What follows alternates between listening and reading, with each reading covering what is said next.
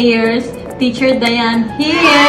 At bilang isang healthy teacher, naisipan ko na mag-share na napakasimpleng recipe. I call it Egg in the Basket! Tara na! Luto na tayo! Ngunit tandaan, para sa mga little kids, humingi ng gabay sa inyong mga magulang sa kusina. Ang mga kakailanganin, butter, egg,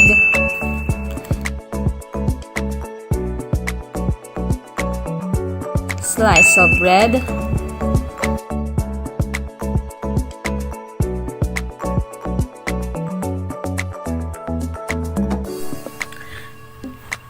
salt and pepper. Ito ay optional.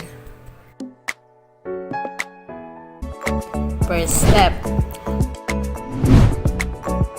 put a tablespoon of the butter in a frying pan over medium heat so huwag masyadong malakas ang apoy. As it melts, gumawa ng butas sa gitna ng tinapay using a glass or cookie cutter. So ako, gumamit na lang ako ng baso.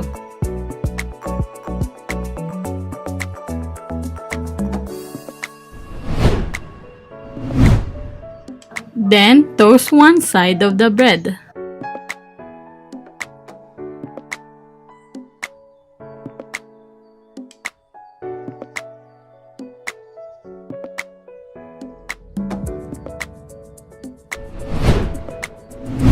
For about after 2 minutes, pag nakikita mo medyo golden brown na siya, you flip the slice of bread.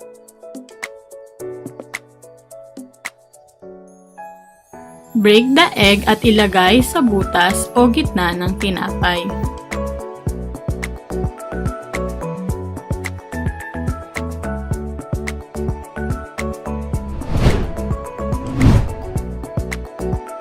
Ngayon, maaari nyo nang lagyan ng asin at paminta, pero ito ay optional pa rin.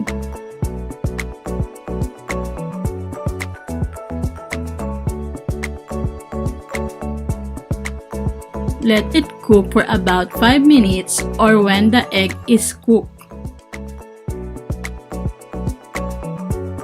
At pag okay na, transfer it into a serving plate and serve.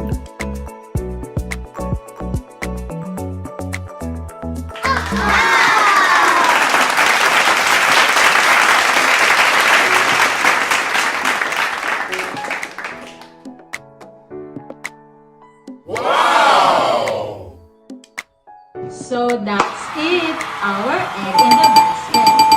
It's super easy and I hope you will enjoy making them too. Don't forget to like, share, and subscribe.